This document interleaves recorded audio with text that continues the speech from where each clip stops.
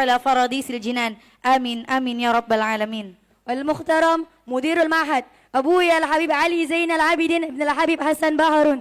Yang kami hormati Rektor Universitas Islam Internasional Darul Ghawad Dawah dan Musyriful Ma'had Lil Banat Dr. Al-Habib Segaf bin Al-Habib Hasan Baharun MHI. والمحترمة خليفة المديرة المعهد أمنا المحبوبة الأستاذة الشريفة رقية بنت الحبيب حسن Baharun. Yang kami hormati seluruh abna Abuya Al-Habib Hasan Baharun, Al-Habib Ali Baharun, Al-Habib Hussein Baharun, dan Al-Habib Abdullah Dibaj Al-Jufri.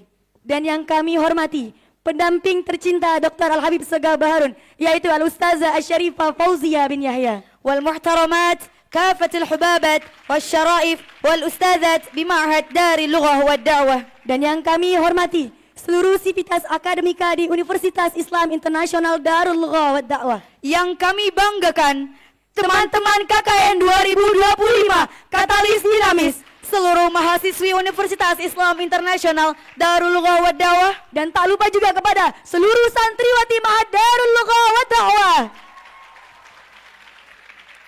Segala puji dan syukur bagi Allah Subhanahu wa Ta'ala yang berkat rahmat dan taufiknya kita dapat berkumpul di acara malam hari ini. Salawat serta salam tak lupa kita haturkan kepada panutan kita Baginda Muhammad Sallallahu Alaihi Wasallam beserta para keluarganya, sahabat dan pengikut beliau hingga akhir hayat. And to our speaker, our motivator, our inspiration, Dr. Al-Habib Segaf bin Al-Habib Hasan Baharun MHI, we would like to say welcome to you and we're so glad for your coming tonight. Ma'asyiral hadiratul kiram, hadirin yang terhormat, kami ucapkan selamat datang di acara Seminar Umum KKN Katalis Dinamis dengan tema Islam dan Tantangan Zaman, membentuk generasi muslimah yang adaptif, inovatif, dan kontributif melalui jalan ilmu dan pengabdian. Bersama Rektor Universitas Islam Internasional Darul Lugha wad Da'wah, Dr. Al-Habib Segaf bin Al-Habib Hasan Baharun MHI. Allahumma salli ala Muhammad. فاسمحنا لي أن أقرأ لكم سلسلة برنامجنا في هذه الليلة. البرنامج الأول يعني الافتتاح and video display of resource person profile and إلقاء المواد من قبل المتكلم. Dan beranjak pada acara keempat, ada sesi tanya jawab. Acara kelima, pemberian hadiah bagi para penanya sekaligus penyerahan cenderamata kepada narasumber. Dan acara yang keenam, reciting of dua, dan yang terakhir al-ikhtitam.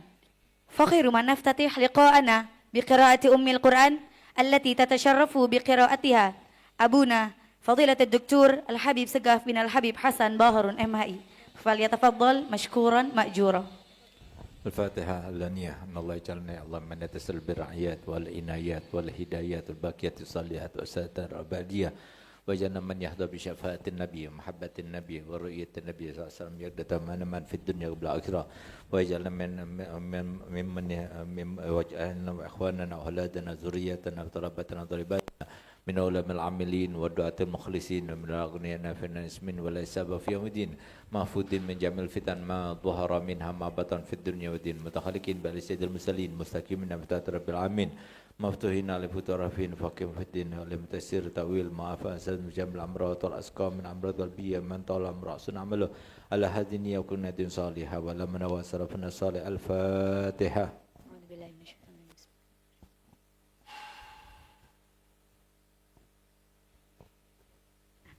نقول شكرا لفضيلته. Toyib, berikut adalah penayangan video profil narasumber kita pada malam hari ini, Dr. Al-Habib Segaf bin Al-Habib Hasan Baharun MHI. Allahumma sholli ala Muhammad.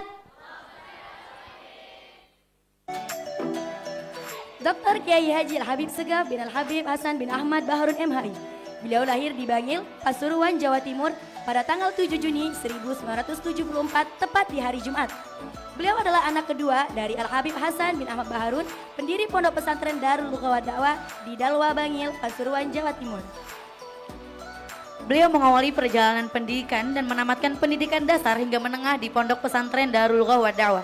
Kemudian melanjutkan studi strata 1 di Sekolah Tinggi Agama Islam Darul Lugha wad Da'wah, jurusan Hukum Islam.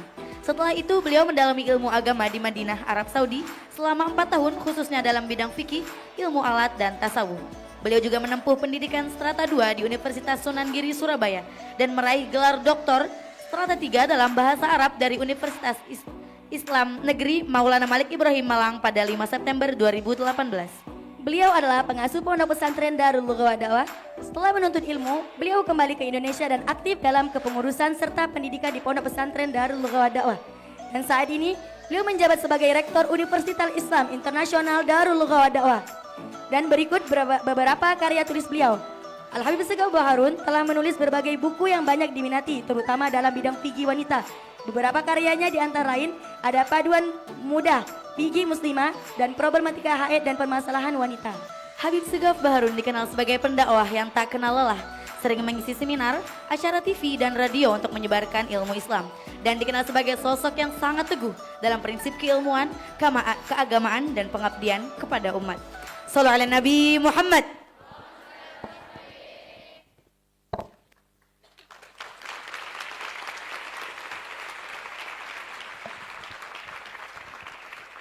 Baiklah, sebelum memasuki acara inti, kami dari Master of Ceremony mempunyai jargon spesial edisi Katalis Dinamis. Namanya juga Katalis Dinamis. Kali ini kita akan membuat jargon yang berubah agar kalian tambah spektakuler dan kalian tambah semangat pada acara malam hari ini. Oke, semuanya udah siap? Sekali lagi, semuanya udah siap? Yang di depan MJ siap? Kurang kencang depan MJ siap? Oke, semuanya perhatikan Kak Aju dan Kak Mawar dulu ya. Kalau Mawar bilang, siapakah muslimah yang adaptif? Kami. Siapakah muslimah inovatif? Kami. Siapakah muslimah yang kontributif? Jawabannya adalah Kita semua hore. Bisa nggak? Oke, jadi jawabannya adalah kami, kita semua hore. Oke, kita coba ya. udah siap? Baca bismillah dulu. Bismillahirrahmanirrahim. Siapakah muslimah yang adaptif? Siapakah muslimah inovatif? Siapakah muslimah yang kontributif? Jawabannya adalah kita semua hore. Ya, tepuk tangan untuk kita semua. Masya Allah. Sampailah kita di acara inti, yakni penyampaian materi seminar umum dengan tema Islam dan Tantangan Zaman Membentuk Generasi Muslim yang Adaptif, Inovatif, dan Kontributif melalui Jalan Ilmu dan Pengabdian. Kepada narasumber kita, Dr. Al-Habib Segaf bin Al-Habib Hasan Baharun MHI. Dengan segala hormat kami persilakan. Allahumma sholli ala Muhammad. Assalamualaikum warahmatullahi wabarakatuh. Alhamdulillah Rabbil Alamin. Wassalatu wassalamu ala ashrafil anbiya'i wal mursalin. Sayyidina wa habibina wa syafi'ina wa nuri qulubina Muhammad Habibi Rabbil Alamin wa imamil gurril muhajjalin wa ala alihi wa sahbihi ajma'in. Subhanaka la ilma lana illa ma 'allamtana innaka antal alimul hakim. Rabbi shrah li sadri wa yassir li amri wahlul 'uqdatam min lisani yafqahu qawli amma ba'di. Yang sama-sama kita hormati, kita muliakan, kita cintai, kita banggakan dan kita doakan Mudiratul Ma'had Ummuna Syarifah Ruqayyah bintil Habib Hasan Baharun hafidhahullah wa ra'ah, wa Mudirul Ma'had Abu Yal Habib Zain bin Habib Hasan Baharun hafidhahullah wa ra'ah, wa jami' ikhwanihima Al-Habib Ali bin Hasan wal Habib Hussein bin Abi Hasan wal Habib Abdullah bin Ahmad Al-Jufri wa kafatil ustazat fil ma'had lil banat wa kafatil ustazat fil jami'ah hafidakunnallah wa hafidahunnallah wa saddada khutahunna. Yang saya hormati, saya muliakan Al-Ustazah Mahbubah Fauziyah bin Habib Abdullah bin Sayyid bin Yahya hafidhahullah wa ra'ah. Dan yang saya banggakan para mahasiswi KKN angkatan berapa? 2025 yang sekarang sedang berjuang ya dan sedang mengamalkan dengan ilmunya, dan semoga berhasil dan membawa hasil yang terbaik serta memberikan contoh yang terbaik sehingga 2025 untuk mereka ini membawa kesan yang terbaik dan membawa contoh yang terbaik serta keteladanan yang terbaik bagi generasi yang selanjutnya insyaallah. Dan generasi yang sekarang insyaallah semuanya menjadi orang-orang yang terbaik di tempatnya masing-masing insyaallah, dan menjadi kebanggaannya keluarganya, kebanggaannya nabinya, dan kebanggaannya nusa dan bangsanya insyaallah. Amin amin ya rabbal alamin. Serta seluruh anak didik kami yang sangat kami cintai dan selalu kami doakan, dan semoga kalian semuanya berhasil untuk menjadi seperti yang kita seminarkan, yaitu wanita-wanita muslimah yang kontributif, yang adaptif, yang membawa inovasi-inovasi terbarukan, yang membuat terobosan-terobosan terbarukan, yang membawa kemaslahatan dan kemanfaatan bagi setiap muslimah ya tentunya khususnya, dan bagi semua muslim dan semua insan Indonesia pada umumnya, masyarakat Indonesia dan masyarakat dunia pada umumnya insyaallah, sehingga kita benar-benar menjadi sesuai dengan apa yang disampaikan oleh Nabi SAW, khairun nas anfa'uhum linnas. Semoga kalian semua termasuk dalam hadis tersebut. Amin amin ya rabbal alamin. Alhamdulillah, patut kiranya untuk kita panjatkan puja dan puji syukur kita ke hadirat Allah Subhanahu wa taala, karena kita berada di dalam kenikmatan yang sangat luar biasa.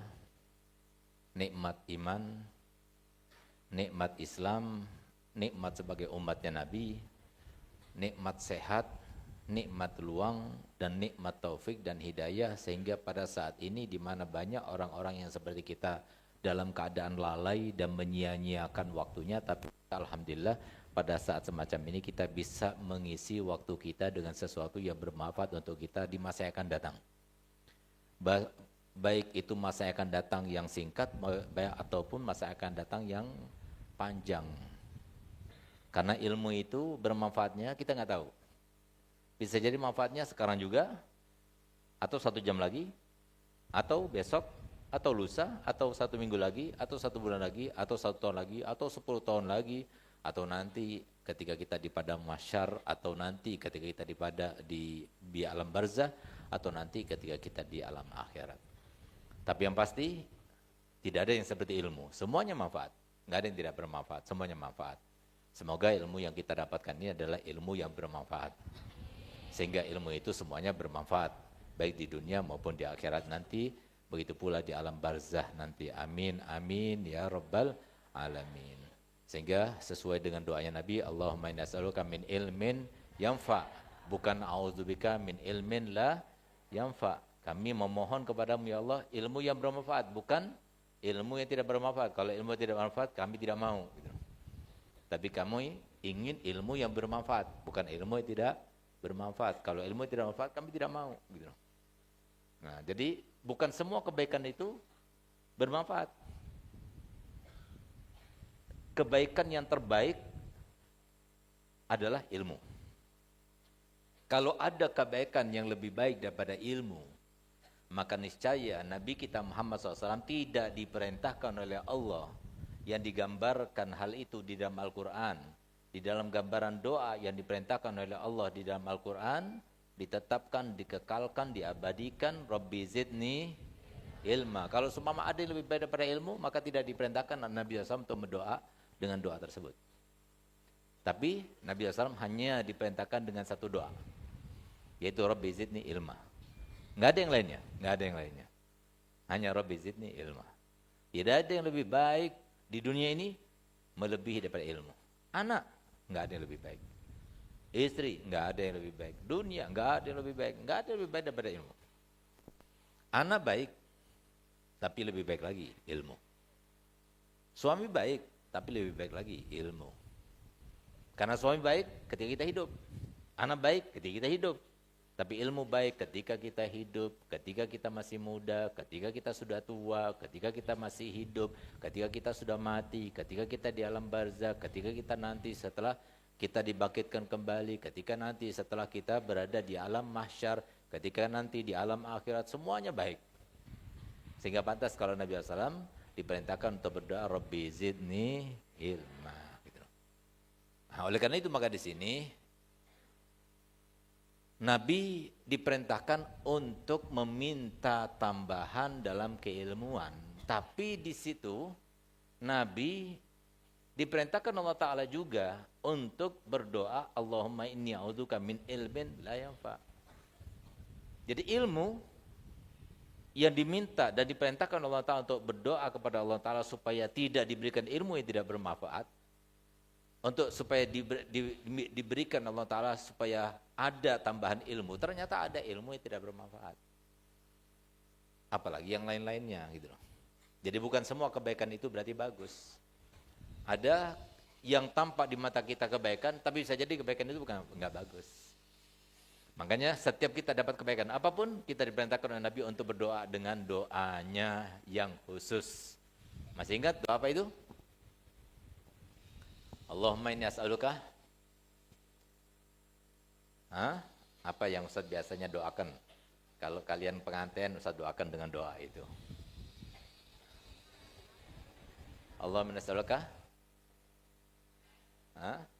Allahumma inni as'aluka khaira ma fi wa khaira ma jubilat fi wa a'udzuka min syarri wa syarriha wa syarri ma jubilat fiha.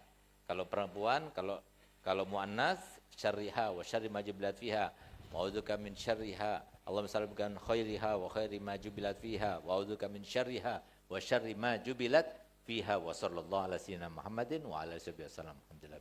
Setiap beli apa saja. Beli botol baru, beli HP baru, beli cincin baru. Langsung baca Allahumma shalli ala min khairihi wa khairi ma jubilat fihi wa a'udzubika min syarrihi wa syarri ma jubilat fihi. Setiap barang itu bisa jadi ada baiknya, ada buruknya. Bisa jadi kita dapat baiknya atau buruknya. Bisa jadi untuk kita ada baiknya, bagi yang lainnya buruknya. Sehingga apa? Masing-masing individu yang punya barang yang baru berdoa dengan doa itu supaya dapat baiknya, bukan buruknya. Nah, bisa jadi barang ini untuk Ustadz baik, tapi bagi yang lainnya nggak baik. Walaupun itu anak Ustadz, walaupun itu saudaranya Ustadz, walaupun itu muridnya Ustadz, belum tentu baik sama dia. Nah, makanya kita diperintahkan untuk berdoa. Dan doa itu adalah doa, usaha dan upaya yang terbaik itu doa. Usaha minimal, doa. Usaha maksimal, doa. Minimal, doa. Maksimal, doa. Sehingga Nabi SAW bersabda, La yaruddul qada illat doa. Nggak ada yang bisa merubah suatu ketentuan Allah kecuali doa. Usaha silakan, diperintahkan kita untuk usaha. Upaya silakan, diperintahkan untuk kita berupaya. Tapi awalnya dan akhirnya, awali dan akhiri dengan doa. Gitu. Nah, itulah fungsi daripada doa itu seperti itu. Nah, jadi apa yang kita temakan pada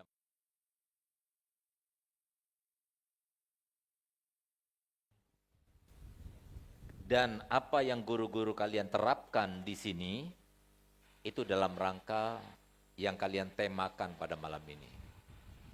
Jadi tidak salah apa yang kalian seminarkan pada malam ini. Jadi kalian semuanya menuju kepada muslimah yang adaptif, yang kontributif, yang inovatif, yang penuh dengan kemanfaatan dari segala segi, yang penuh dengan terobosan, tapi jalurnya dengan jalur ilmu dan pengabdian. Jalurnya itu adalah dua, ilmu dan pengabdian. Kenapa harus pengabdian? Ilmu itu adalah medianya, pengabdian itu adalah penyalurannya. Ilmu itu adalah medianya, sedangkan pengabdian itu adalah penyalurannya. Ilmu itu adalah medianya, sedangkan pengabdian itu adalah amalnya. Tercantum di dalamnya man amila bima alim allamallahu ilma ma lam ya'lam. Itulah maksudnya. Sebelum kita itu berbicara terkait dengan yang sudah Ustaz jawab daripada temanya tadi, secara mendetail, kita akan mengupas satu persatu daripada kata-kata yang kita seminarkan pada malam ini. Yang pertama, Islam itu, ya, kata-kata Islam. Islam itu adalah sebuah agama, sebuah syariat, sebuah ajaran yang sumbernya itu bukan dari manusia. Sumbernya itu bukan dari Nabi Adam, bukan dari Nabi Nuh, bukan juga dari Nabi Ibrahim, bukan pula daripada Nabi Musa, Nabi Isa, bahkan bukan juga daripada Nabi yang termulia, Nabi terspesial, Nabi tercerdas, Nabi terhormat, Nabi pemimpin para Nabi dan para Rasul, pemimpin segala macam makhluk Allah yang termulia, yang paling cerdas, Nabi yang paling tampan, Nabi yang paling itu adalah Nabi kita Muhammad, bukan juga dari Nabi Muhammad, bukan. Tapi Islam itu adalah sebuah ajaran yang bersumber langsung daripada Allah. Jadi biar kalian paham, sehingga mau tidak mau, bukan hanya sahabat Nabi yang sudah ditempa, diajarkan, dididik oleh Nabi kita Muhammad SAW, tapi juga para Nabi dan Rasul sebelumnya, yang sudah dididik oleh Malaikat Jibril, dan Jibril sudah ditempa dan dibentuk oleh Allah SWT untuk mengatakan sami'na. Itu yang harus kita lakukan. Itu namanya amrun ta'abudiyun. Kita ini adalah sebagai seorang hamba yang harus kita terpaut dengan kata-kata sami'na wa ata'na. Nggak usah pakai kenapa begini, bagaimana kok begini. Nggak usah. Kita kan orang pintar, kita kan intelektual, kita kan akademisi, kita kan strata 1, strata 2 dan sebagainya. Jangan, nggak usah. Karena otak kita sepintar apapun nggak bisa menjangkau, nggak bisa menalar, nggak bisa mengukur, nggak bisa memaklumi pengetahuannya Allah. Karena Allah sendiri sudah mengatakan, nggak usah pakai kita menantang. Allah sudah menyatakan dalam Al-Quran, wa ma utitu minal ilmi illa, kalian, siapapun yang mengatakan, kamu sendirian, kalian secara kompleks, ya, secara pergolongan, ya, secara individual, secara pergolongan, secara siapapun juga, mau semua orang, mau ilmi illa qalila, kalian tidak diberikan daripada ilmu kecuali sedikit saja. Nggak bisa diukur, nggak bisa diukur lagi, nggak bisa. Sehingga sebaik-baik solusi, camkan baik-baik ya. Ingat kata Ustaz nggak bisa menemani kalian seumur hidup. Ingat kata Ustaz, demi Allah, Ustaz sayang sama kalian semuanya. Ingat kata Ustaz, sampai kalian nanti kawin, sampai kalian jadi ibu-ibu, sampai kalian jadi nenek-nenek, nanti kalau ingat sama Ustaz sudah tidak ada lagi, bacain Fatihah Ustaz, doain Ustaz ya. Tapi ingat kata Ustaz, demi Allah, Ustaz bersumpah, Ustaz cinta kepada kalian semuanya. Tapi ingat, di saat kalian ingat Ustaz, pada saat itu, ingat bahwasanya solusi yang terbaik dalam semua permasalahan kalian, masalah tetek bengek, masalah terbesar, masalah keuangan, masalah kesehatan, masalah finansial, masalah keluarga, masalah kecil, masalah besar, masalah apa saja, masalah bangsa, masalah apa semuanya, yang terbaik adalah pasrah kepada Allah. Camkan baik-baik. Solusi terbaik adalah pasrah kepada Allah. Kenapa? Allah sudah memberikan solusi tersebut, dinyatakan dalam Al-Quran, wa may yattaqillaha yaj'al lahu wa yarzuqhu min haitsu wa may yatawakkal 'ala Allah. Itu. Wa may yatawakkal 'ala Allah fa huwa hasbuh.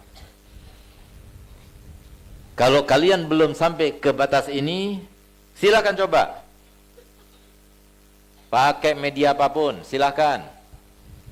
Pakai uang berapapun, silakan. Pakai orang kuat siapapun, silakan. Nggak bakal sampai, nggak bakal tuntas. Sampai kalian sudah pasrah, menyerah, nggak mampu lagi, angkat tangannya.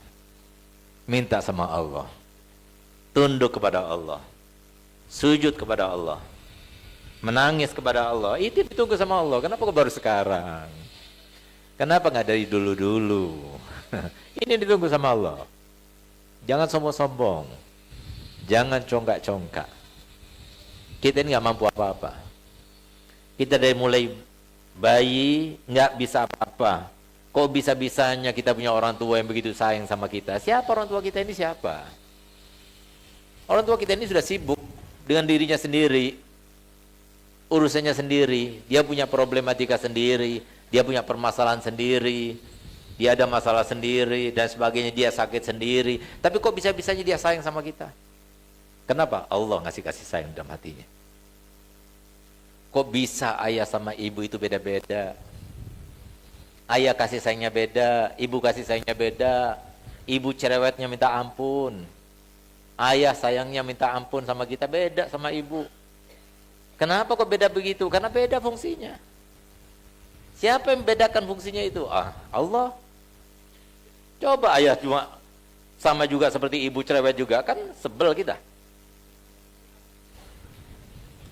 Sehingga apa? Kenapa anak perempuan itu lebih senang, lebih dekat kepada ayah, dan kenapa anak laki itu lebih dekat kepada? Karena beda, jenisnya beda. Sehingga biasanya satu jenis nggak suka. Orang iri sama sejenis biasanya. Nggak ada yang jenisnya beda terus iri. Gitu. Pedagang iri sama orang alim, nggak. Pedagang irinya sama pedagang. Orang alim irinya sama orang alim. Biasanya seperti itu. Allah ciptakan seperti itu. Siapa yang menciptakan? Allah. Coba lihat. Anak nangis malam-malam, masih bayi, kesian. Siapa yang bangun? Ibu. Kenapa ayah?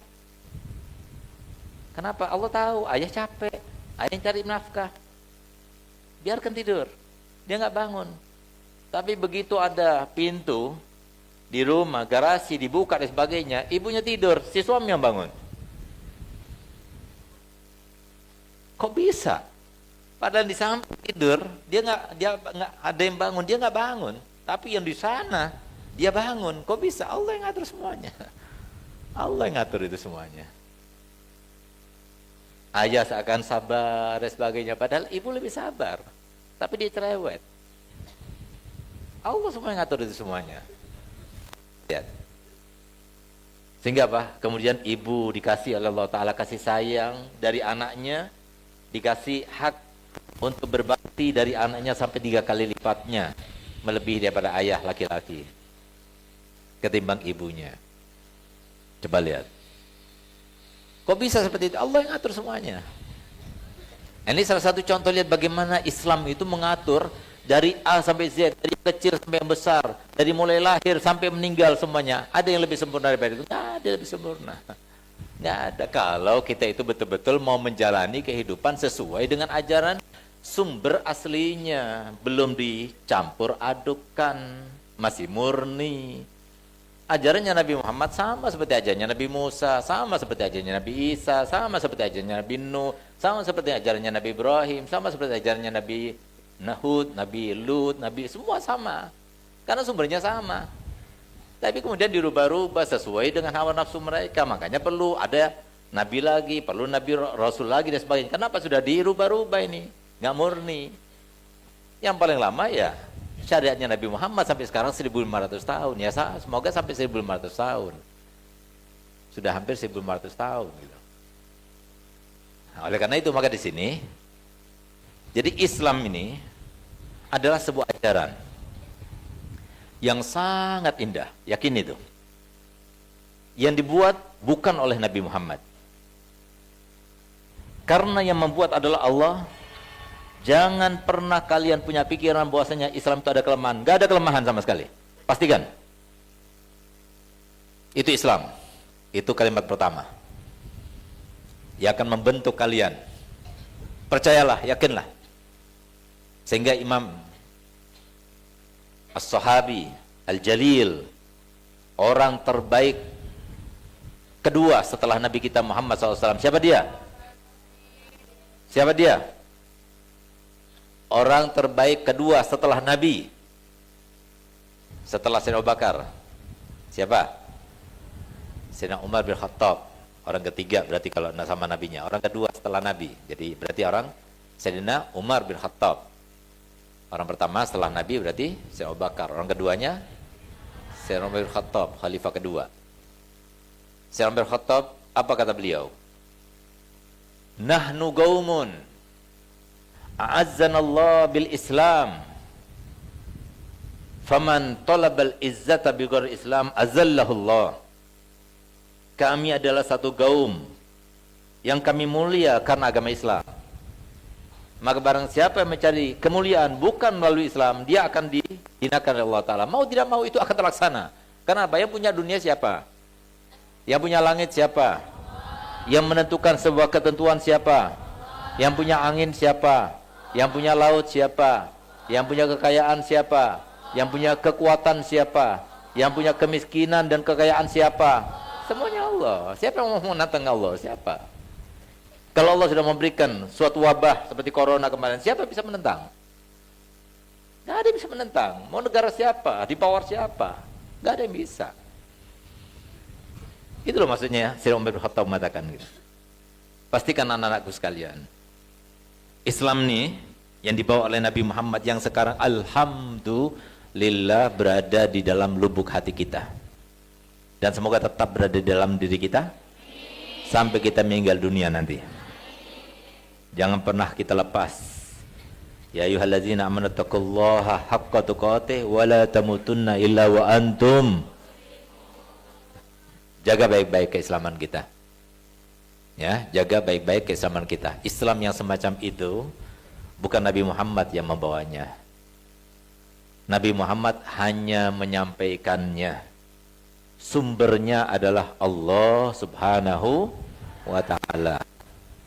Pastikan. Jadi supaya apa? Kalian jangan pernah merasa bahwasanya wah Islam ini kayaknya ada kelemahan. Gak ada kelemahan. Semuanya isinya kemuliaan. Yakinkah? Itu Islam. Kata-kata Islam. Islam itu adalah penuh kedamaian. Gak ada kebencian. Gak ada kebencian.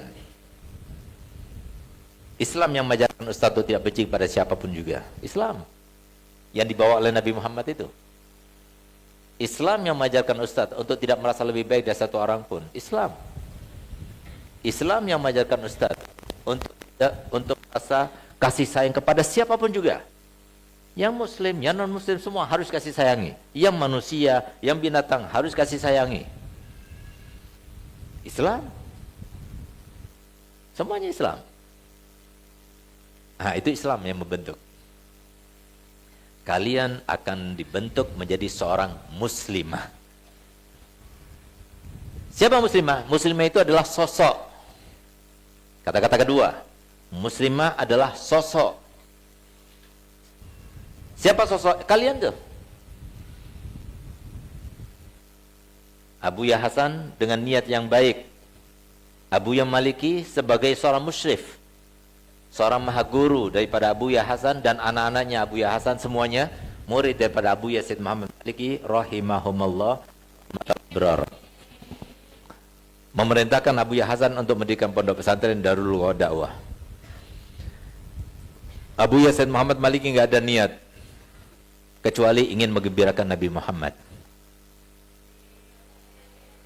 Abu Yahya Hasan juga tidak ada niat mendirikan pondok pesantren kecuali juga ingin menggembirakan Nabi Muhammad. Dan insya Allah putra-putri daripada Abu Yahya Hasan tidak ada niat kecuali untuk menggembirakan Nabi Muhammad.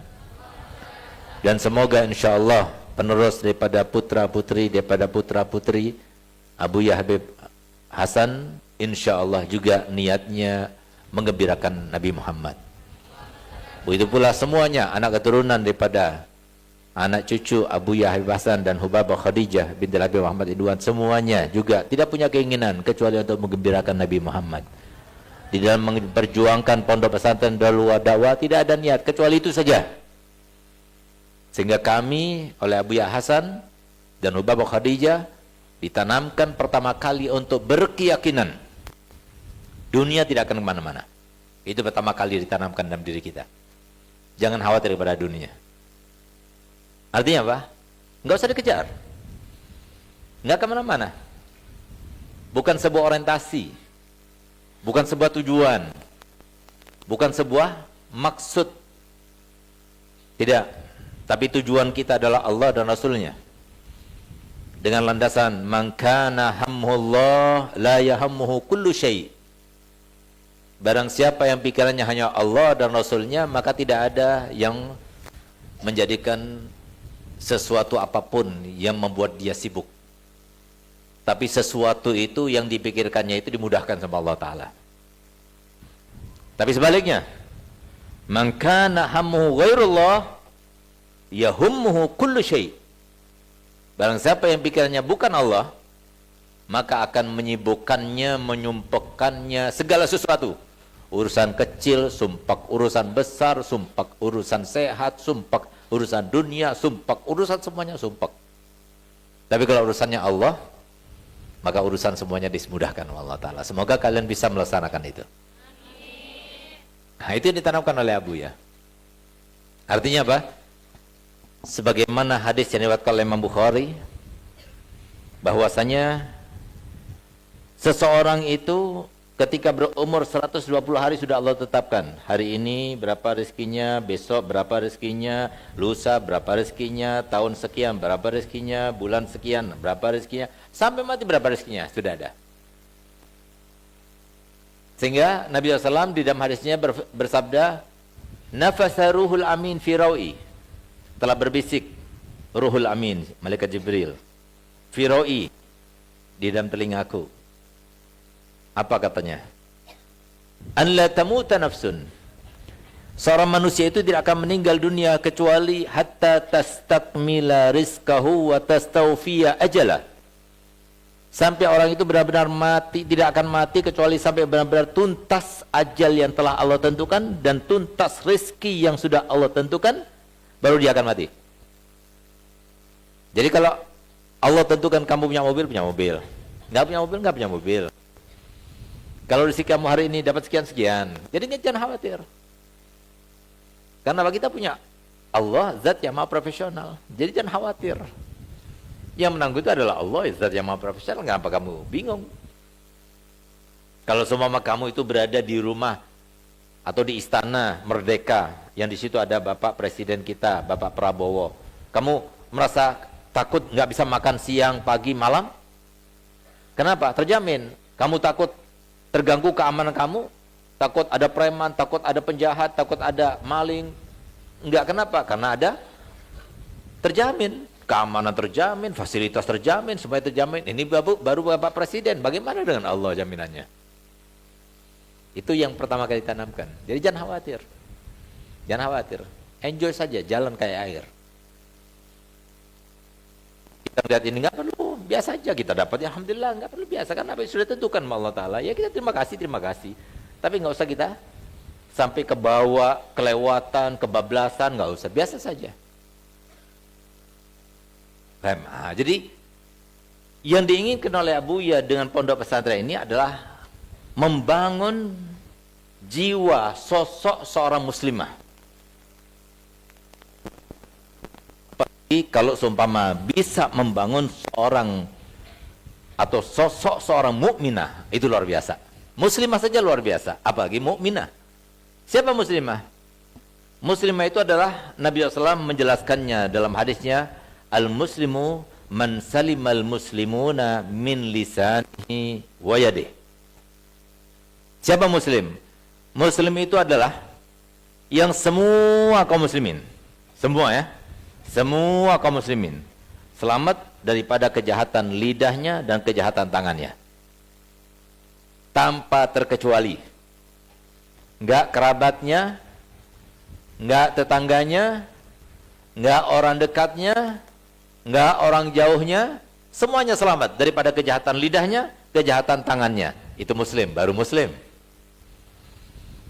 Lain lagi mukmin, baru muslim itu tingkatannya. Kita nggak terlalu muluk-muluk, kita pengen kalian itu menjadi muslimah. Makanya di sini katakan sosok muslimah. Jadi muslimah. Jadi kalian muslimah saja sudah luar biasa. Nggak usah mukminah. Mukminah itu tingkat bisa dikatakan tingkat khayal kalau sekarang ini. Jadi tunggu sampai kalian punya madrasah dulu, punya majelis taklim dulu, punya pondok pesantren dulu. Mungkin baru bisa. Kalau sekarang sudah sampai muslimah saja sudah sangat luar biasa. Kalau di kamar kalian ada satu sosok yang tidak pernah terganggu yang lainnya dengan lisan kamu, dengan tangan kamu, luar biasa. Kalau ada satu orang di antara kalian yang suka minta maaf, setiap hari minta maaf ya kalau ada salah kata ya. Maaf ya kalau ada tangan saya menzalimi kalian, minta maaf ya. Kalau ada orang diam saja, dari saking takutnya dia itu sampai mengganggu orang lain dengan katanya dan dengan ulahnya, luar biasa, itu muslimah. Ada nggak ya seperti itu? Ada? Tadi kan jargon kita apa? Siapa dia? Siapa dia? Kita semua.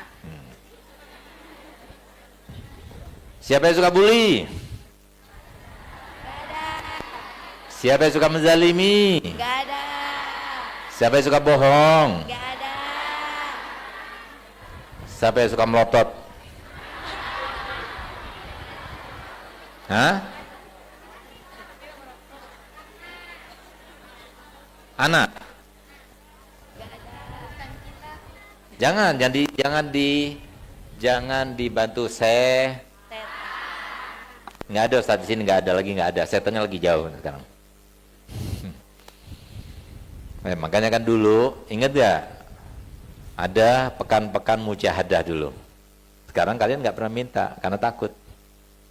Dulu saat mujahadah dulu, sekarang nggak ada lagi, sudah nggak ada yang minta gitu. Nah, dulu di antara mujahadah yang Ustaz berikan, 1 minggu setiap hari baca setan musuhku. Ingat tidak? Masih ada nggak yang ingat? Ayo. Nah, kenapa dibilang setan musuhku? Jadi supaya tahu setan itu musuh kita. Allah Ta'ala sudah berfirman dalam Al-Quran, dan Al-Quran itu yang ada firman tersebut selalu kita baca hampir setiap hari, yaitu dalam firmannya yang berbunyi alam ahad, alam ahad. Nah, kenapa saya baca gitu? Ayo, kenapa? Supaya kalian ingat terus alam ahad ilaikum ya bani adam an la ta'budush innahu lakum aduun. Sudah aku beritahu sama kalian wahai bani Adam bahwasanya setan itu adalah musuh yang paling nyata, yang paling besar.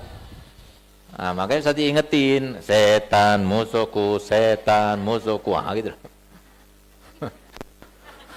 Jangan bilang nggak ada artinya, biar kita ingat terus. Jadi kalau ada bisikan yang nggak baik, ingat rumah, setan musuhku, ingat HP, setan musuhku, ingat TikTok, setan musuhku, bilang gitu. Pokoknya kalau ada pikiran yang nggak bagus, setan musuhku, gitu. Nah, tapi kalau suruh tahajud, malaikat kekasihku, gitulah.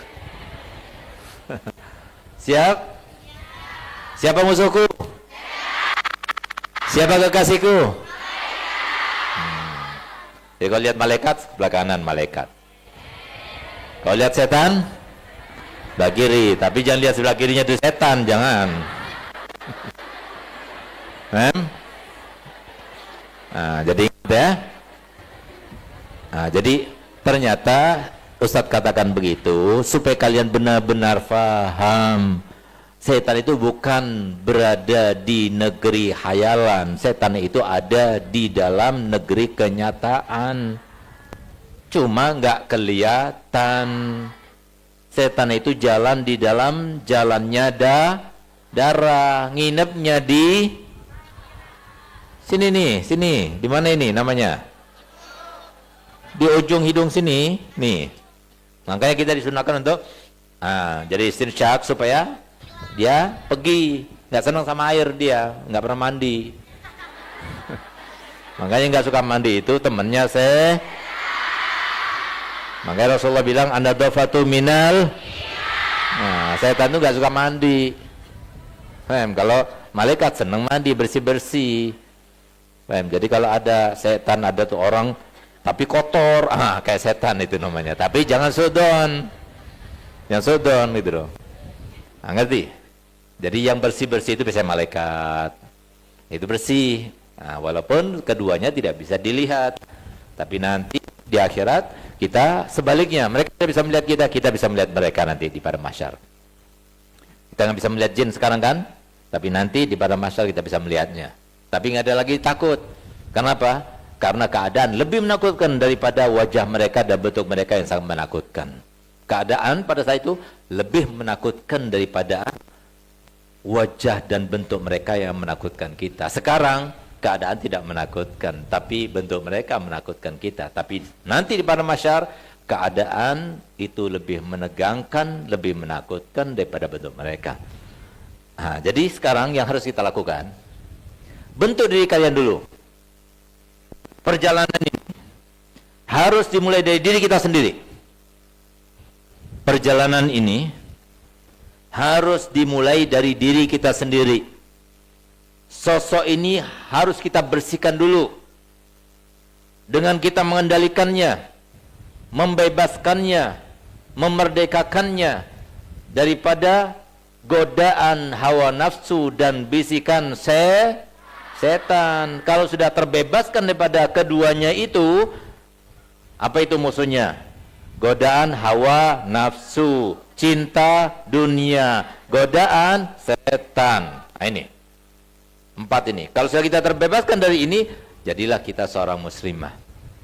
Kalau sudah kita jadi muslimah, murni kita pikirannya. Kalau sudah murni, kita akan menjadi adaptif. Masuk kemana-mana, masuk. Inovatif. Kenapa? Intuit. Langsung datang daripada Allah. Ilham itu datang daripada Allah Ta'ala. Allah yang ngasih jalan. Begitu kita baca ihdinas siratal mustaqim, Allah yang ngasih jalan. Allah yang menentukan, Allah yang memilih. Orang yang terpilih itu, Allah yang memilih, bukan kita yang memilih. Allah yang memilih. Paham? Sehingga langsung kalian terpilih. Nanti kalian Allah akan pilih dan Allah akan berikan terobosan-terobosan sendiri. Kalian itu akan terpilihkan dan kalian akan membuat sebuah terobosan-terobosan yang nggak pernah dibuat oleh orang lain. Sehingga penuh dengan inovasi-inovasi yang sangat hebat sehingga orang itu tertarik dengan kalian. Dengan sendirinya. Tapi itu semuanya perjalanan setelah kalian itu menundukkan diri kalian sendiri. Jadi sosok yang harus kita tundukkan dulu adalah kalian sendiri. Paling tidak jadikan kalian itu adalah sosok muslimah. Baru kemudian kalian akan menjadi seorang yang adaptif, inovatif, kontributif, dan selanjutnya. Jadi mungkin itu adalah sebuah pemula dari Ustadz, dan semoga berguna bagi kalian semuanya.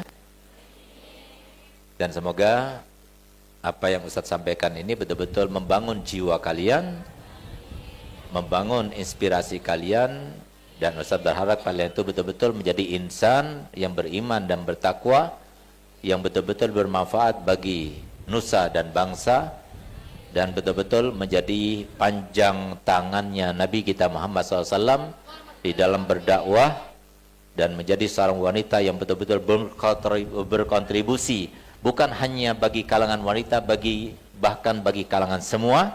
Dan kalian menjadi termasuk seperti yang Ustadz angan-angankan, khayalkan, cita-citakan, dan harapkan dari 124.000 waliyah dan wali yang ada di dunia. 10.000 dari Dalwa dan alumni Dalwa, insyaallah 10.000 daripada wanita-wanita Dalwa ataupun alumni Dalwa, insyaallah kalian daripada mereka, insyaallah.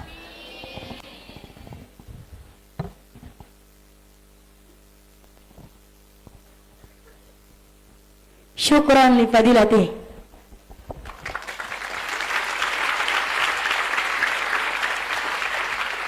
Ustadz, Masya Allah dan Tabarakallah. Materinya penuh inspiratif, penuh wawasan dan juga runtut, sehingga mudah dipahami dan membuat kami semakin siap untuk menjadi muslimah yang berani untuk menjawab tantangan zaman. Siap untuk menjawab tantangan zaman? Siap untuk menjadi muslimah yang adaptif, inovatif, menjadi muslimah yang kontributif. Oke, kalau gitu kita tes jargon yang tadi ya. Ada koreksi sedikit, jadi jawabannya bukan kami tapi kita. Jadi semua jawabannya adalah kita semua. Oke? Oke, dimulai Kak Mawar. Oke, kita coba dulu dari yang di bawah. Yang di bawah walaupun jaraknya jauh dari pandangan mata, tapi sepertinya dekat di doa. Coba kita coba yang harus lebih semangat. Siap? Siapakah muslimah yang adaptif? Siapakah muslimah inovatif?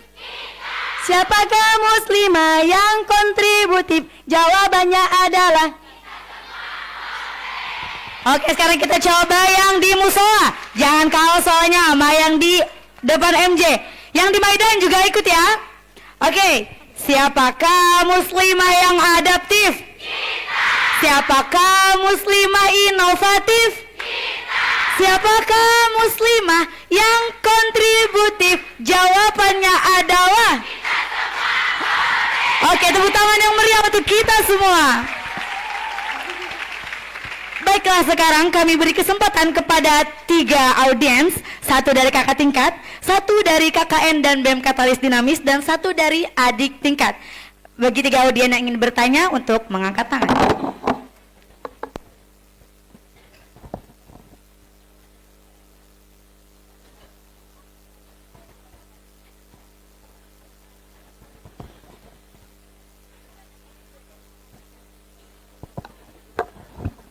Silakan sebut nama dan juga angkatan.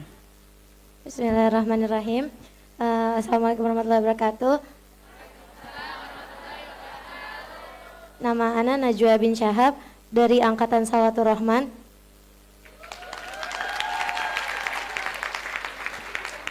Afwan Ustadz, seperti yang antum tadi bilang, antara ayah dan ibu itu pasti memiliki perbedaan pendapat. Bagaimana Ustadz, kalau misalkan ayah dan ibu memiliki pendapat yang berbeda-beda masalah pendidikan anak. Semisalkan ayah berpendapat untuk anaknya ke sini dan ibu berbeda pendapat untuk anaknya ke sini Ustadz. Bagaimana Ustadz cara kita menyikapi orang tua agar kita itu tidak menyakiti perasaan orang tua tersebut Ustadz? Syukron.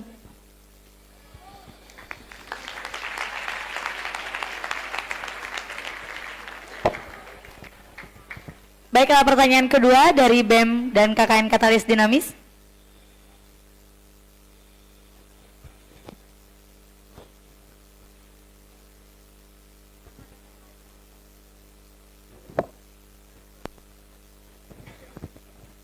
Jika tidak ada, maka kami lempar ke angkatan lain. Silakan.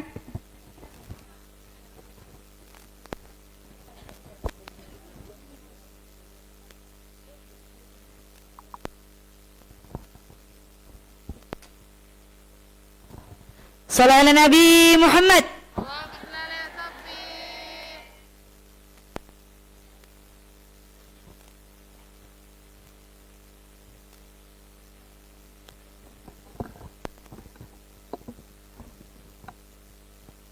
Assalamualaikum warahmatullahi wabarakatuh.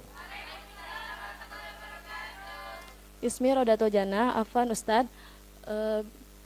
Boleh cerita sedikit Ustadz?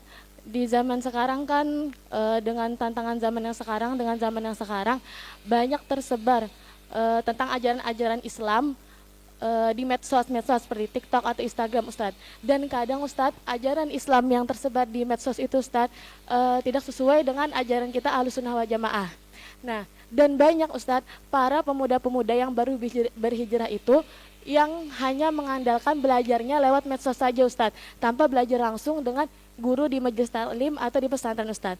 Nah, pertanyaan Anda di sini Ustadz, strategi seperti apa yang harus kita implementasikan sebagai seorang santri generasi muslimah sekarang untuk menangani para pemuda yang sudah terlanjur sudah terlanjur dasarnya atau ajaran Islamnya itu melenceng dari Ahlus Sunnah wal Jamaah. Kontribusi apa yang harus kita lakukan, Ustadz?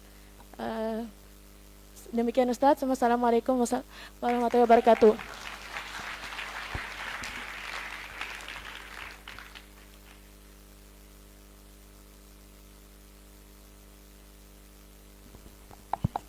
Baiklah, satu pertanyaan lagi. Baik.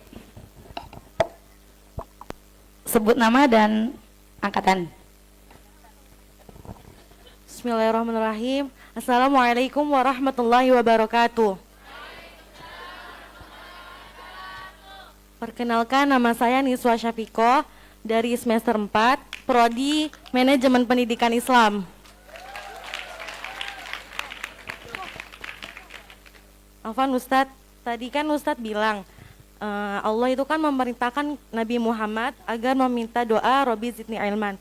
Dan ternyata Allah juga memberikan dan ternyata selain Allah memerintahkan Nabi untuk doa seperti itu, ternyata ada ilmu yang tidak bermanfaat juga. Sehingga Nabi meminta berdoa, Allahumma inni a'udzubika min ilmi yang la yanfa. Nah Ustadz, bagaimana cara kita tahu ilmu kita itu bermanfaat atau tidak? Dan gimana caranya agar kita tidak terjerumus dalam ilmu yang tidak bermanfaat? Syukron.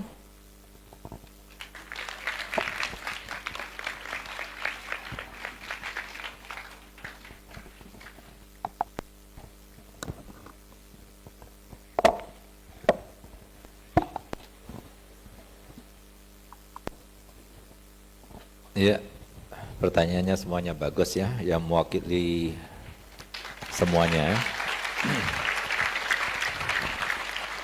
Insyaallah pertanyaannya semuanya mewakili. Tapi hadiahnya enggak diwakili. Hadiahnya untuk bertiga yang bertanya. Tapi insyaallah pertanyaannya isinya mewakili semuanya yang bertanya insyaallah. Jadi yang pertama terkait dengan orang tua. Jadi kalian tuh harus memahami bahwasanya manusia yang satu dan yang lainnya itu selalu ada sifat berbeda, ya. Baik antara suami istri ataupun ayah dan ibu, begitu pula antara kakak dan adik, antara sahabat dengan sahabatnya, antara kawan dengan kawannya, teman dengan teman kelasnya, dan begitu pula dengan hal yang lainnya. Semuanya seperti itu. Manusia itu makhluk sosial, ya. Antara satu memang Allah ciptakan itu dengan pola pikir yang beda, otak yang ukurannya sama tapi mutunya beda-beda. Sengaja memang Allah ciptakan seperti itu. Ujian yang lebih cerdas, ujian kepada yang cerdas atau yang tidak cerdas. Yang tidak cerdas, ujian kepada yang cerdas atau yang sangat cerdas. Dan begitu seterusnya. Sama seperti kecantikan, yang cantik ujian kepada yang tidak cantik dan kepada yang lebih cantik, gitu loh. Yang putih ujian kepada yang tidak putih dan yang lebih putih, dan begitu seterusnya. Tapi yang pasti Allah Ta'ala menciptakan semuanya itu dengan konsep yang sama, yaitu semua ada kelebihan dan semua ada kekurangan. Itu pasti itu. Nah, jadi selama Allah menciptakan dengan konsep yang sama itu, berarti masing-masing itu harus memaklumi. Saya ada kelebihan, tapi pasti ada kekurangan. Kamu adalah kelebihan, pasti ada kekurangan. Sebagaimana kamu ada kekurangan, tapi kamu cari kelebihan kamu. Harusnya seperti itu. Jadi seorang yang profesional itu adalah seorang yang mengakui bahwa dirinya itu ada kekurangan memang, tapi di balik kekurangannya ada kelebihannya. Tinggal kamu tampakkan kelebihan kamu, tutupi kekurangan kamu. Itu yang harus kamu lakukan. Dan kamu supaya tidak iri kepada orang lain, kamu lihat kekurangannya dia. Sehingga ketika kamu melihat kelebihan orang lain, kamu lihat kekurangannya, kamu gak iri sama dia. Ngapain? Orang dia ada kekurangannya kok. Dari kekurangan dia, kamu ada kelebihan, kamu tidak akan iri kepada dia. Orang kamu ada kelebihan, gak perlu iri kepada dia. Jadi kalau kamu merasa iri sama orang lain, kamu lihat kekurangannya. Tapi kalau kamu mau sombong sama orang lain, kamu lihat kelebihannya. Nggak jadi sombongnya. Itu caranya. Karena Allah menciptakan semua manusia itu sama. Dengan konsep tersebut. Karena Allah zat yang maha adil. Dengan keadilannya Allah ciptakan orang seperti itu. Jadi jangan pernah merendahkan orang lain. Suatu waktu kelebihannya itu akan mencolok dan kamu akan direndahkan sama orang gara-gara kamu merendahkan dia dulu. Jadi jangan pernah kalian menonjolkan kesombongan kamu, kelebihan kamu kepada seseorang yang barangkali nanti orang lain yang kamu rendahkan itu dia tampak kelebihannya sementara kamu tampak kekurangannya, kamu malu sama dia. Sementara Nabi Muhammad SAW yang mewakili Allah SWT sudah menyatakan man tawadu'a rafa'ahullah wa man takabbara wada'ahullah. Dengan apa Allah Ta'ala itu mengangkat? Dengan kelebihannya. Dengan apa Allah Ta'ala menjatuhkan? Dengan kekurangannya. Ngerti nggak? Paham? Jadi kekurangannya apa? Apa dia sombong? Sombong dia dengan kekayaan. Kekayaannya dicabut. Sehingga dia akan jadi kurang dengan kefakiran. Gitu loh. Nah, jadi oleh karena itu, karena setiap orang seperti itu, sehingga kamu harus maklumi.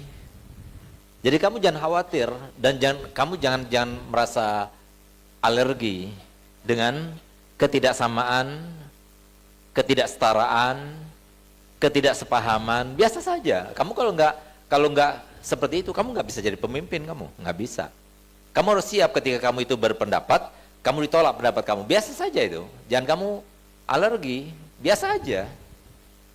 Kamu kasih pendapat ditolak, langsung marah. Jangan. Kamu kalau begitu nggak bisa jadi pemimpin kamu. Biasa saja. Nah, terus cuma bagaimana caranya kamu sebagai seorang pemimpin, pendapat kamu yang sudah kamu anggap benar, semuanya atau 80% semua menyetujui, cuma 20% nggak menyetujui. Yang 20% ini kita ajak ngomong, kita ngobrol, bagaimana caranya supaya mereka itu juga ikut kita. Gitu caranya. Nah, itu yang harus kita terapkan ketika orang tua tidak sepaham. Nah, jadi kalau semua kamu itu misalnya mau mondok, ibu kamu setuju, ayah kamu nggak setuju, terus kamu lobby. Paham? Jadi biar ayah kamu itu setuju, gimana caranya? Tunjukkan kelebihannya pondok. Nih buah, aku ini pondok begini, sampai yang tadinya nggak setuju jadi setuju. Jangan jadi sebab akhirnya keduanya berantem. Gitulah. Tunjukkan supaya mereka itu jadi bersatu. Nah, kan masalahnya kan mereka tidak sepaham. Kenapa ayah kamu nggak tahu kelebihannya itu apa? Tunjukkan kelebihannya pondok itu. Itu caranya gitu. Nah, dan terjadinya kesalahpahaman itu biasa saja, itu terjadi biasa saja karena dia nggak paham. Nah, jadi pahami sekarang bahwasanya ketidakpahaman, ketidakselarasan di antara dua orang, siapapun dia, ya, itu harus dimaklumi, itu harus ada. Jadi jangan kaget, ya, jangan kaget. Jangan sampai kamu itu memberikan sesuatu dia nggak suka, ya. Karena apa? Nggak selera misalnya. Biasa saja itu. Nggak usah kecewa. Nggak usah kaget. Nggak usah langsung marah gitu. Nggak usah. Biasa saja gitu. Karena kamu bukan saudara dia. Kamu nggak tahu siapa dia. Kamu nggak tahu bagaimana seleranya dan sebagainya. Jadi kamu itu harus bisa bersikap kepada semua orang. Bukan cuma satu orang, dua orang. Enggak. Tapi semua orang. Seperti Ustadz nih. Ayahnya siapa? Ayah kalian semuanya. Kalian siapa? Kalian dari Banjar, dari Jawa Barat, dari Tegal, ya kan? Dari Madura. Nah, kan ada macam-macam kan? Nah, masa Ustadz enggak? Dari Tegal Ustadz harus bisa, dari Banjar Ustadz harus bisa. Ulun bisa bahasa Banjar, ulun bisa gitu loh. Nyong iso basa Tegal. Gitu. Ya kan? Nah, jadi harus bisa menyesuaikan gitu loh. Jadi untuk apa? Mengambil hatinya semuanya. Karena semuanya anak Ustadz. Nggak ada beda, gitu loh. Paham? Tapi kalau makanan ya Ustaz nggak bisa dipaksain. Ustaz dikasih Pontianak, Ustaz dikasih apa itu tempoyak, Ustaz nggak mau gitu loh. Nah, jadi kalau ada tempoyak, ada pilihan lain, Ustaz makan yang lainnya. Kalau nggak ada pilihan lain, Ustaz nggak makan apa-apa.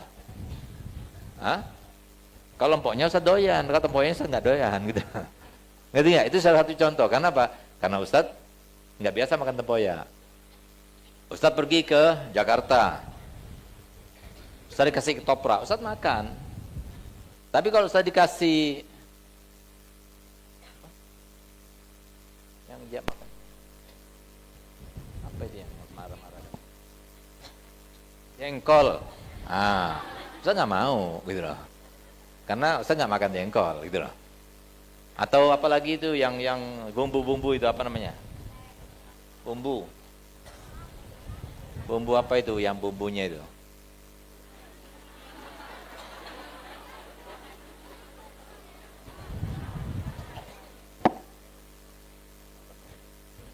Tauco.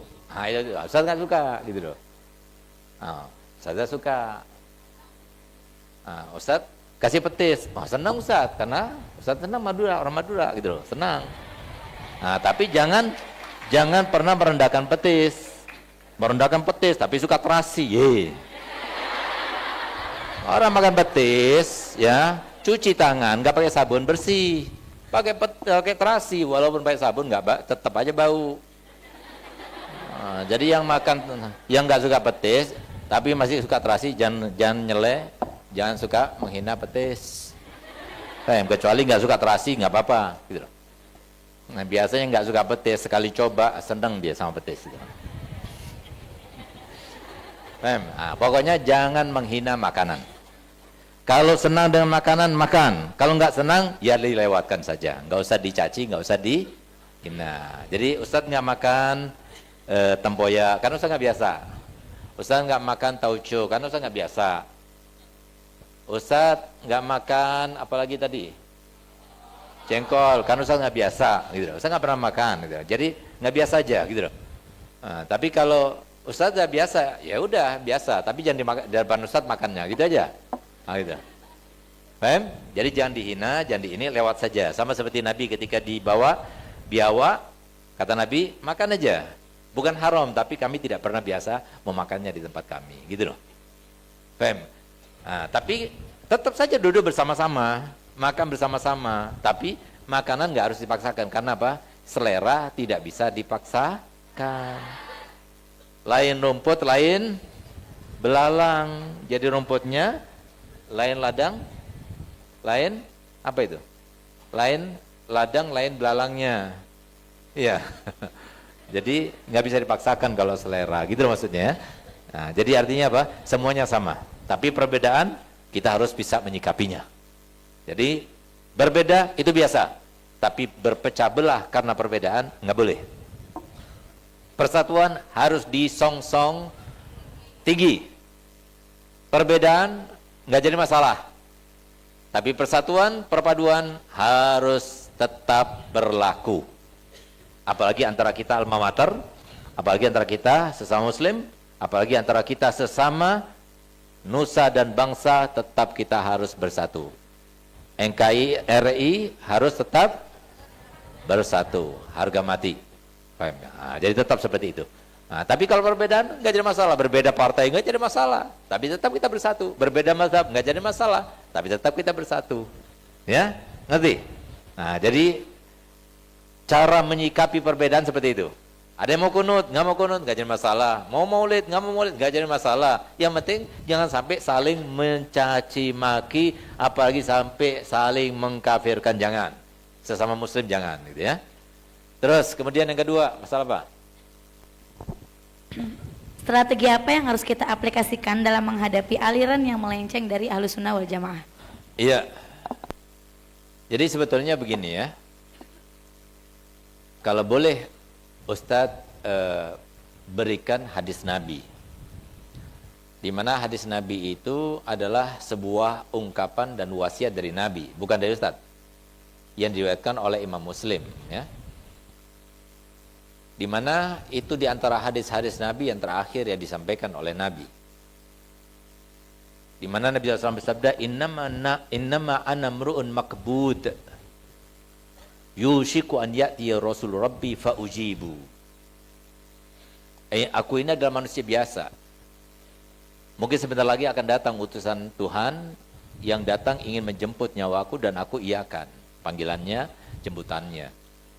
Wa ana tarikum fikum asaqalain ma in tamassaktum bihima lan tadillu ba'di abada. Tapi aku tinggalkan buat kalian dua hal. Kalau kalian berpegang teguh dengan duanya, kalian tidak akan meninggal, tidak akan tersesat untuk selama-lamanya. Itu ada dua hadis. Yang pertama hadis riwayat Imam Hakim dalam kitab Mustadrak, yaitu kitab Allah wa sunnati. Itu nggak populer. Itu yang populer, tapi itu bukan yang sampai derajat sahihul hadis sahih. Tapi yang derajat sahihul hadis sahih itu, yaitu yang sahih Muslim itu adalah kitab Allah wa itrati ahli baiti. Kitab Allah dan keluargaku, ahli baitku. Kenapa Nabi SAW menyebutkan ini? Bukan itu adalah bentuk KKN-nya Nabi, tidak. Tapi maksudnya seperti yang disampaikan oleh Syekh Ali Jum'ah, bahwasanya memang Nabi SAW memberikan ada sebuah rahasia di situ. Ya, sebuah sir yang harusnya bukan Ustadz menyampaikan, tapi orang lain yang menyampaikan. Bahwasanya kenapa sahabat Nabi itu mereka itu mendapatkan kemuliaan yang tidak bisa diraih oleh orang lain, walaupun dia sampai kepada derajatnya wali yang paling tinggi sebagai rajanya wali, nggak bisa mencapai kepada derajatnya sahabat paling rendahnya sahabat Nabi. Jawabannya adalah karena mereka pernah memandang Nabi Muhammad SAW.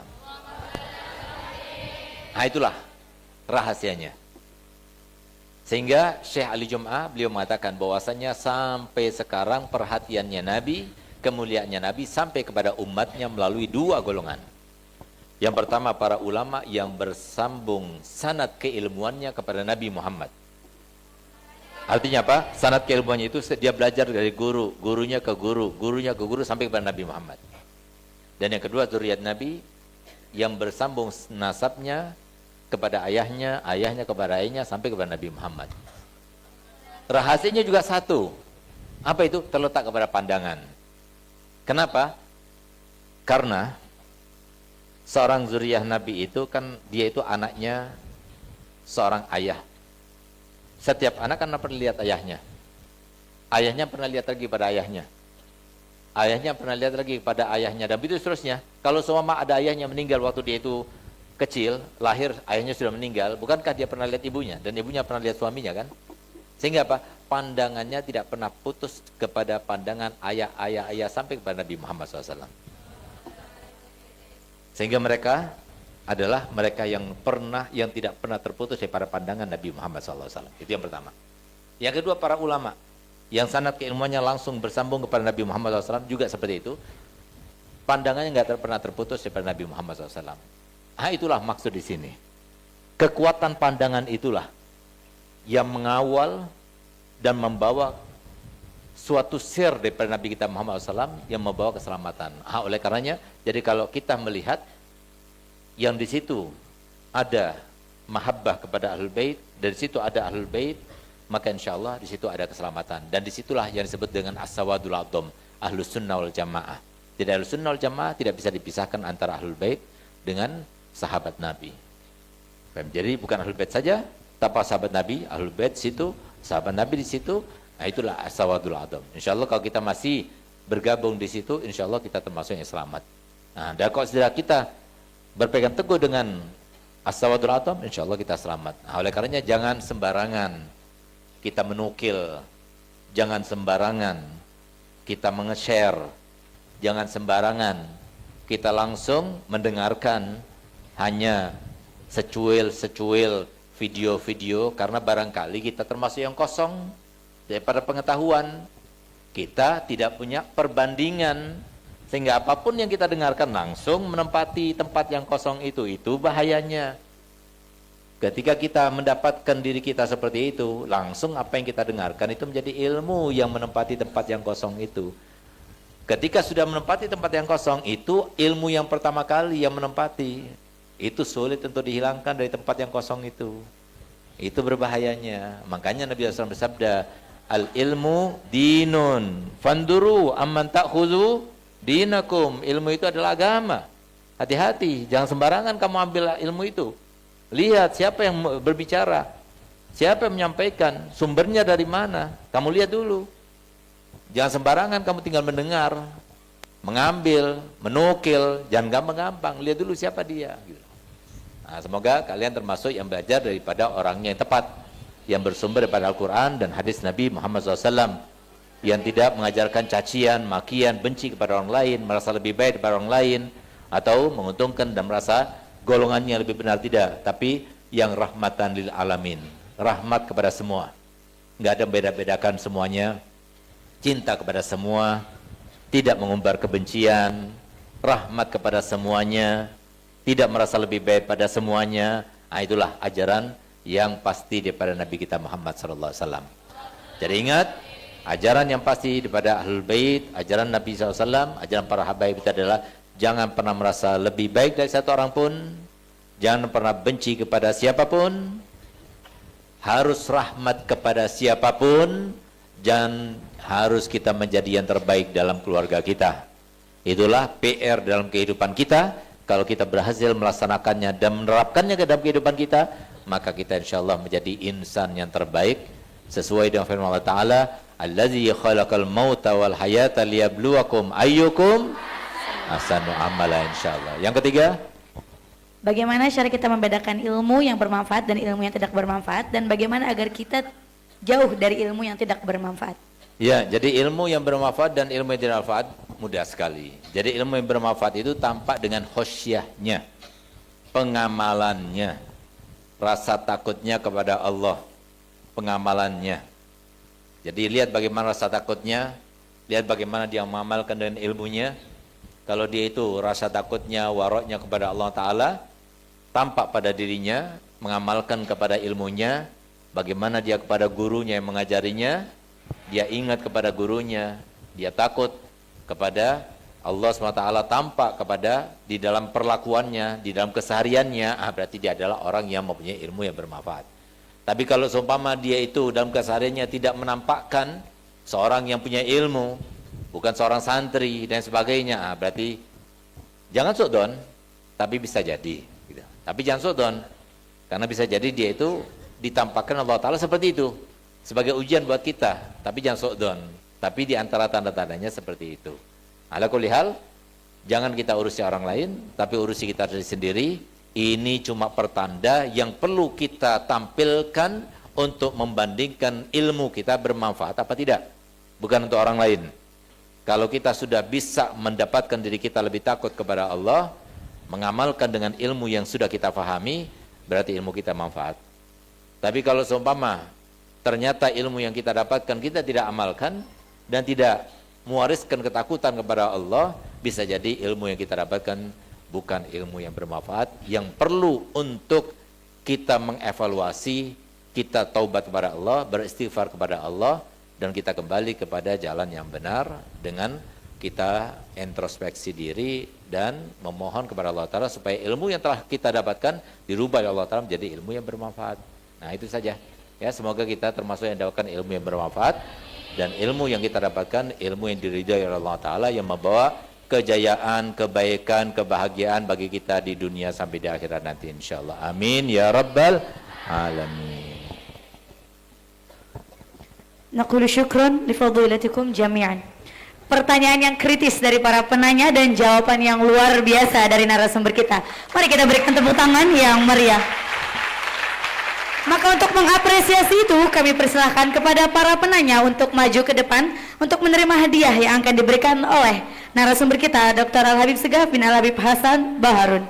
Dan tentunya akan dilanjutkan dengan penyerahan cenderamata oleh Ketua Pelaksanaan KKN 2025, Syarifah Nur Azlina Alidrus, dan Ketua Badan Pengurus Harian BEM 21, Syarifah Aisyah Assegaf. Kepada beliau, waktu dan tempat kami persilahkan. Allahumma shalli ala Muhammad. Alhamdulillah. Pada Syarifah Najwa bin Syahab, Karodatul Jannah dan Najwa Syafiqah untuk maju ke depan. Syukurulillah, azka salati wa salami li Rasulillah, azka salati wa salami li Rasulillah, alhamdulillah. Kepada Syarifah Najwa bin Syahab, Karodatul Jannah dan Najwa Syafiqah untuk maju ke depan. Alhamdulillah, syukurulillah, azka salati wa salami li Rasulillah, azka salati wa salami li Rasulillah, wa sallim Allah ala al-muallim Allah, salli wa sallim Allah ala al-muallim Allah, salli wa sallim ala al-muallim